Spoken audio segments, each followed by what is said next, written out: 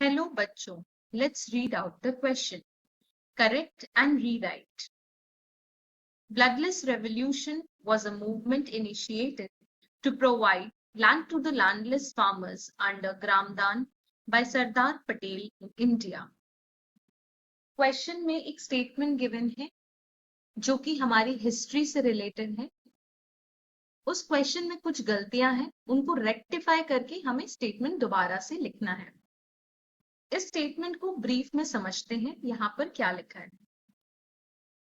Bloodless Revolution was a movement initiated to provide land to the landless farmers under Gramdan by Sardar Patel in India. Bloodless Revolution मतलब रक्तहीन क्रांति, जहां पे कोई भी खून खराबा शामिल ना हो, ऐसी क्रांति. जब कोई चेंज लाने के लिए प्रोटेस्ट होते हैं, मूवमेंट्स निकाले जाते हैं, आंदोलन निकाले जाते हैं, उसको बोलते हैं रेवोल्यूशन. तो ये एक ऐसा आंदोलन था जिसमें किसानों को जमीन दिलाने के लिए, जिन किसानों के पास जमीन नहीं थी, उनको जमीन दिलाने के लिए आवाज उठाई जा रही थी. और ये ग्रामदान मूवमेंट के अंडर हो रहा था और ये सरदार वल्लभ भाई पटेल ने शुरू किया था भारत में. ऐसा इस स्टेटमेंट में लिखा है. अब ये सही नहीं है स्टेटमेंट, इसे हमें रेक्टिफाई करना है. की कॉन्सेप्ट क्या है इस क्वेश्चन का? Movement for the landless farmers. एक आंदोलन की शुरुआत हुई थी जिसमें किसानों को जमीन दिलाने के लिए आवाज उठाई जा रही थी. करेक्ट और the rectified statement is Bhoodan, that is land gift movement, also known as bloodless revolution, was a movement initiated by Gandhian Acharya Vinoba Bhave in 1951 to provide land to the landless farmers. 1951 में भूदान movement start किया गया था bloodless revolution के नाम से. Bloodless revolution इसलिए बोला गया था क्योंकि इसमें कोई भी तरीके का वायलेंस इन्वॉल्व नहीं था. ये कंप्लीटली नॉन वायलेंस मूवमेंट था. भूदान मतलब होता है भूमि का दान, जिसमें लैंड को गिफ्ट किया जाता है. आचार्य विनोबा भावे एक स्पिरिचुअल लीडर थे जो गांधी जी के पाथ पर चलते थे. वो गांधीयन प्रिंसिपल्स को फॉलो करते थे, बहुत ज्यादा इंस्पायर्ड थे महात्मा गांधी से. उन्होंने ये मूवमेंट तेलंगाना के एक छोटे से गांव पोचमपल्ली से स्टार्ट किया.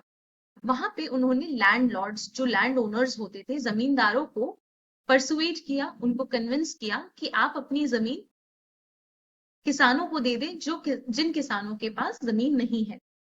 शुरुआत में प्रॉब्लम्स आई, लेकिन धीरे धीरे ये मूवमेंट को सपोर्ट मिलने लगा. लोग इस आंदोलन को सपोर्ट करने लगे, साथ देने लगे और धीरे धीरे पूरे भारत के लेवल पर, पूरे भारत के स्तर पर सभी जमींदार धीरे धीरे किसानों की मदद करने लगे, उन्हें अपना भूमि दान देने लगे.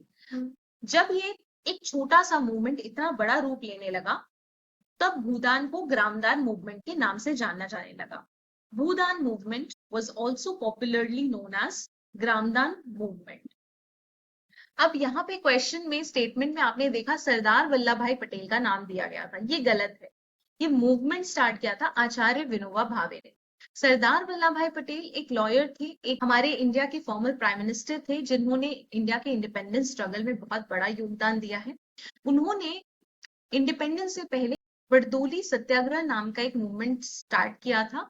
जब ब्रिटिशर्स ने बहुत ज्यादा टैक्सेस बढ़ा दिए थे, उसके खिलाफ उन्होंने मूवमेंट स्टार्ट किया था.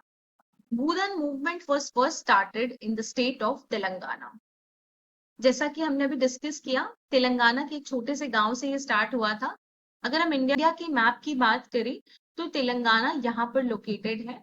जस्ट आंध्र प्रदेश अगर आपका यहाँ है तो आंध्र प्रदेश के ऊपर में है और यहाँ पे तमिलनाडु है. ये इंडिया का सदर्न पोर्शन है, सदर्न इंडिया. ये तेलंगाना है और यहीं से भूदान मूवमेंट स्टार्ट हुआ था.